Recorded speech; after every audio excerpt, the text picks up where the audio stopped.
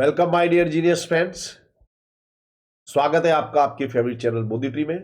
दोस्तों आज हम गाला असाइनमेंट में पेपर नंबर 4 बेसिक मैथमेटिक्स का आज सेक्शन नंबर सी देखने वाले हैं। तो हम शुरुआत करते हैं। पहला हमारा प्रश्न है 35 नंबर का। 12 विद्यार्थियों की ऊंचाई सेंटीमीटर में नीचे अनुसार है। इस माहिती पर से माध्य और माध्यिका ज्ञात करो। तो माध्य और माध्यिका को मध्यक और मध्यस्थ भी कहते हैं, ये भी याद रख लेना आप लोग। तो हमको ज्ञात करना है। तो सबसे पहले हम निकालेंगे मध्यक। तो मध्यक निकालने के लिए क्या करेंगे, सभी अवलोकनों का योग। तो हमको योग मिला, टोटल मिला 1836। हमारा मध्यक का सूत्र है x bar is equal to sigma X I upon N. Sigma X I यानी कुल अवलोकनों का योग 1836।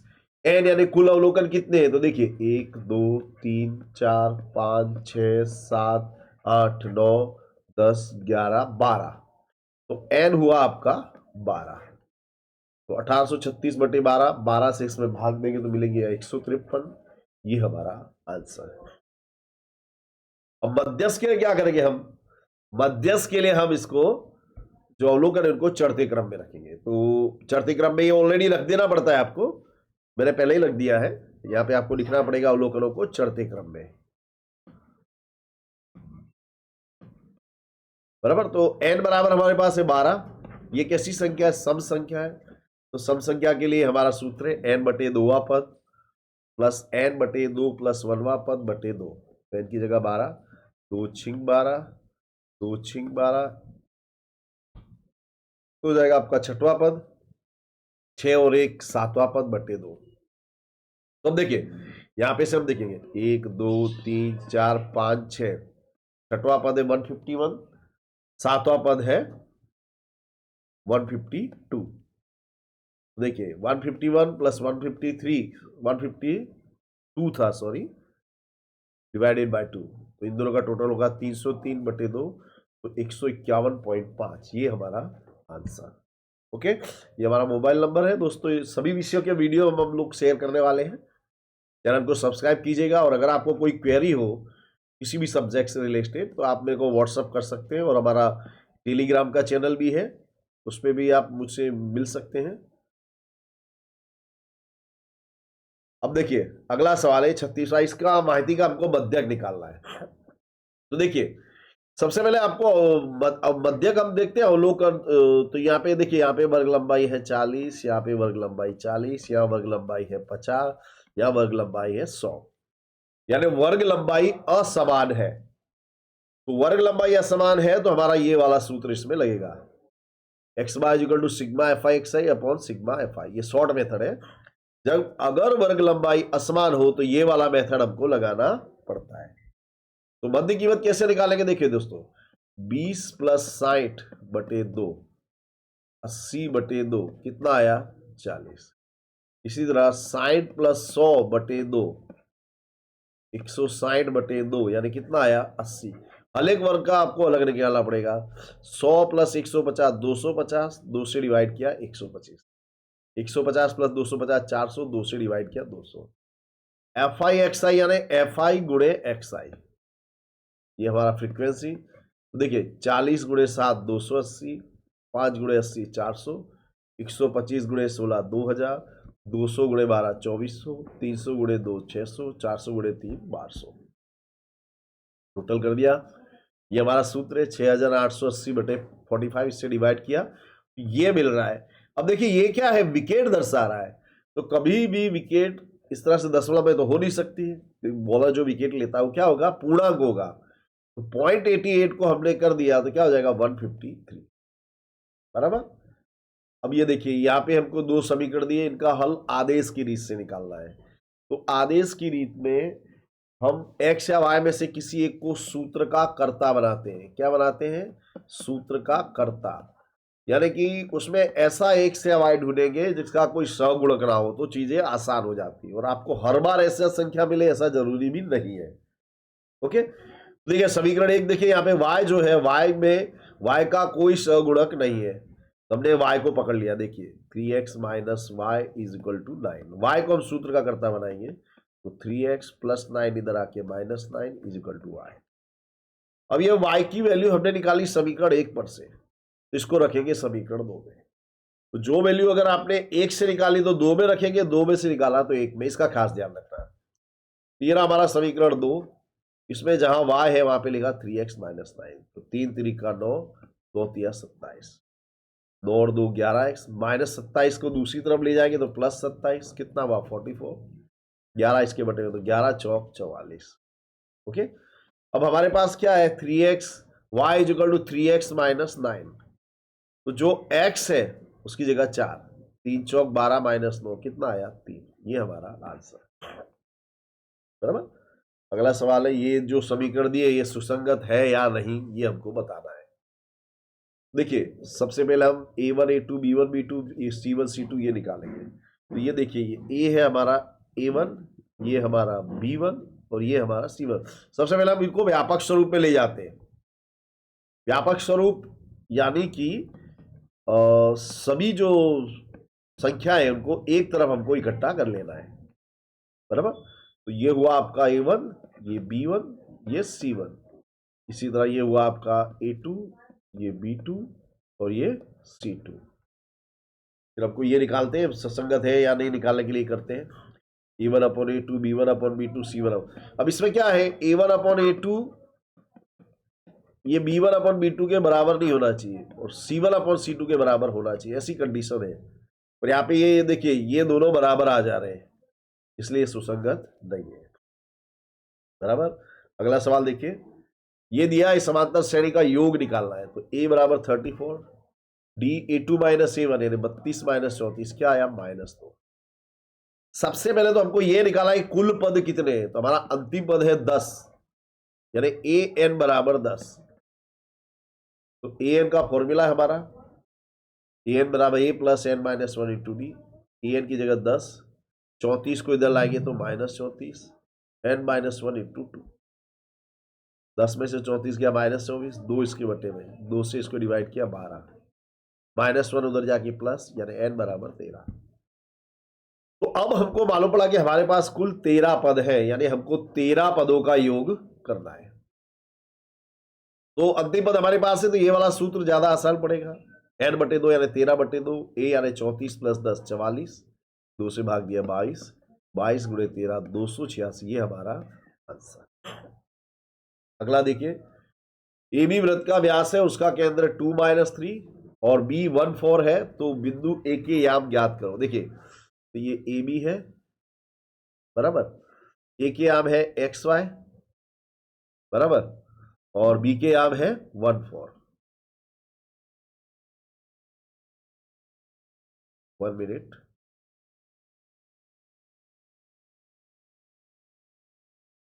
तो देखिए तो P क्या है, वृत्त का केंद्र है। ये केंद्र यानी P क्या है, ए बी का मध्य बिंदु है, बराबर।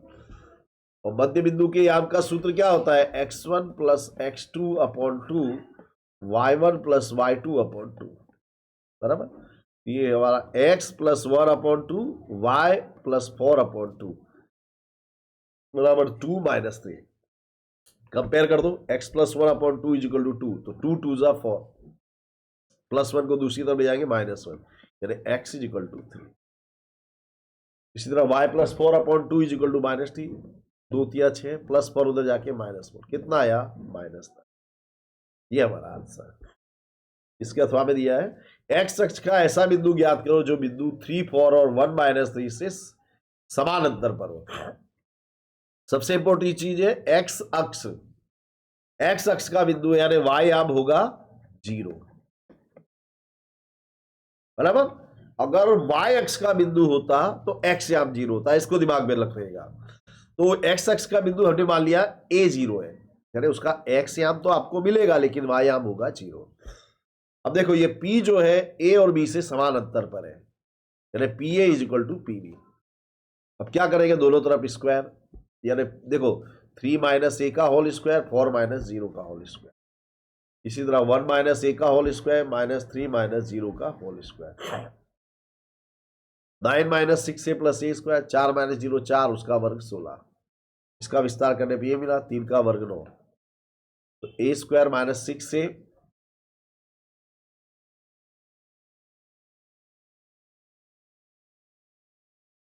और 16 और 9 25, ए स्क्वायर माइनस 2a, 9 और 1 10।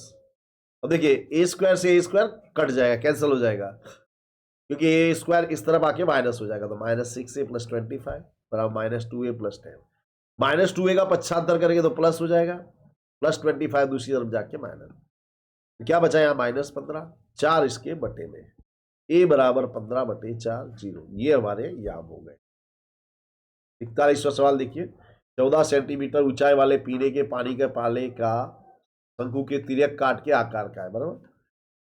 दोनों वृत्ताकार सिरों का व्यास है 4 सेंटीमीटर और 2 सेंटीमीटर व्यास है, इसको दिमाग में रखिएगा।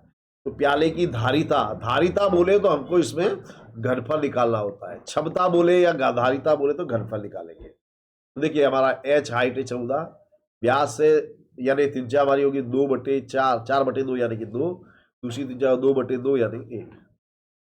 तो शंकु के तिर्यक काट का घनफल निकालेगा, ये सूत्र है। मैं आप लोगों को सलाह दूंगा कि ये सूत्र आप 4 से 5 बार लिख लो। ओके, 1/3 पाई 22/7 एच 14, R1 का स्क्वायर यानी 2 का वर्ग, R2 यानी 1 का वर्ग, 2 गुणे 1। तो देखिए 2 का वर्ग 4, 1 का वर्ग 1 प्लस 2 कितना हुआ, ये 7, 7 से 7 कैंसर। 22 गुणे 14 308/3, 30 से इसमें भाग देंगे तो हमको ये फाइनल आंसर मिलता है। ओके, पीटर पासे 2 पासे एक साथ उछालता है और उन पासों पर मिलने वाले अंकों का गुणा करके परिणाम प्राप्त करता है। रीना एक ही पासा फेंकती है और पासे पर के अंकों का, तो पासे पर के अंक का वर्ग करके परिणाम प्राप्त करती है। तो परिणाम के रूप में 25 का अंक मिले, उसकी प्रोबेबिलिटी निकालनी है। तो देखिए पीटर 2 पासे फेंक रहा है, तो पीटर को कुल 36 परिणाम मिलेंगे। 36 परिणाम मैंने आपको लिख दिए, ये लिखने का सलीका आपको आना चाहिए। पीटर क्या कर रहा है, ये जो पासे आ रहे हैं ऊपर उनका गुणा करता है, जैसे 3 एकम 3, 4 एकम 4, इस तरह से। जैसे यहाँ 2 छिंग 12, हमको कितना चाहिए 25, तो 25 मिल रहा है, ऐसा एक ही मात्र यही अवलोकन है, बराबर। 36 में से सिर्फ एक अवलोकन उसको मिल रहा है। तो पीटर के लिए प्रोबेबिलिटी पासे पर के अंकों का गुणा करने 25 मिले, पी ऑफ ए बराबर m/n यानी 1/36।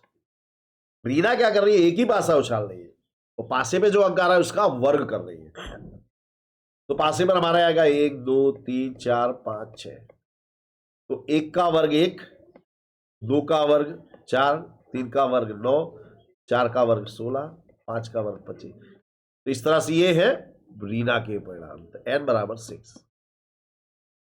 तो रीना को 25 मिले, उसकी संभावना है 1/6, और हम जानते हैं 1/6 इज ग्रेटर देन 1/36, यानी रीना के लिए 25 अंक प्राप्त करने की संभावना अधिक है। ओके, चांस के खेल में एक तीर लगे गोले को घुमाया जाता है जो 1 से लेकर 8 अंक पर स्थिर होता है। तीर किसी एक अंक पर स्थिर होता है, तो हमको नीचे की घटनाओं की संभावना निकालनी है। तो देखिए यहाँ पे तीर लगा इस तरह का, ये तीर किसी भी अंक पे जाकर के रुकता है। तो पहला है 8 पर रुके तीर, तो 8 का अंक एक ही बार आया, तो m/n यानी 1/8। यहाँ पे हमारे पास n बराबर 8 है, क्योंकि कुल 8 अंक है। तीर 8 में से किसी भी अंक पर जाकर के रुक सकता है। दूसरा है विषम संख्या पर रुके, तो विषम संख्या हमारी कौन कौन सी है, 1 3 5 7, 4 विषम संख्या मिलेगी। तो m/n यानी 4/8, 4 एकम 4, 4 दूनी 8। 2 से बड़ी संख्या, 2 से बड़ी संख्या कौन कौन सी है, 3 4 5 6 7 8, कितनी संख्या मिली 6।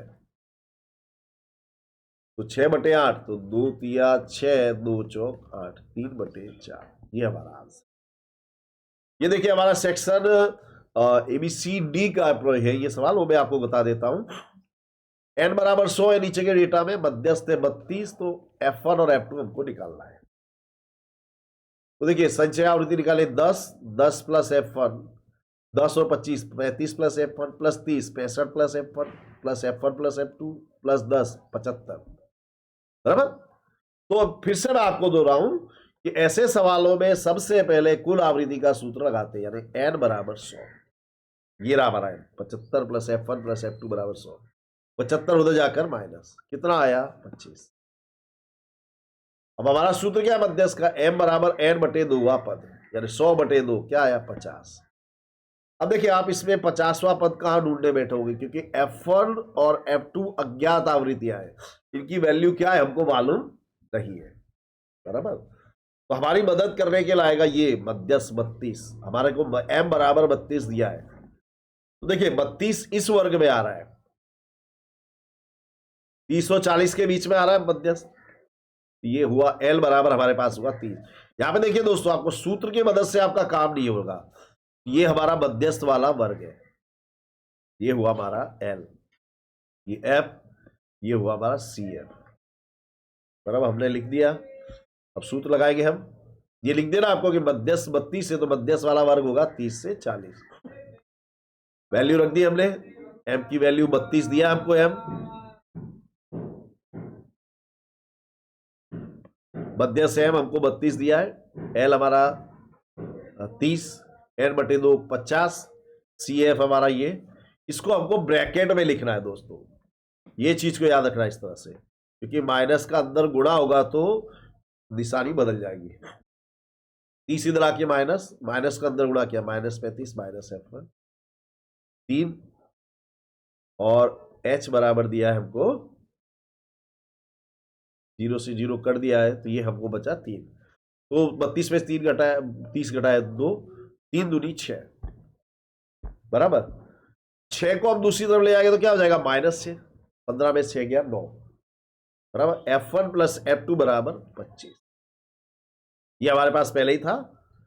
F1 की जगह हमने लिखा 9, 9 को 95 करेंगे तो माइनस, तो F2 बराबर 16, F1 बराबर 9, F2 बराबर 16। ओके, थोड़ा लेंथी सवाल था, मगर आपको उसकी प्रैक्टिस कर लेनी चाहिए दोस्तों। आई एम श्योर आपको काफी मजा आया होगा इस वीडियो में। तो दूसरे सब्जेक्ट के वीडियो और इसी तरह के वीडियो के लिए चैनल को लाइक और सब्सक्राइब अवश्य कीजिएगा। Thank you very much friends, have a very nice day.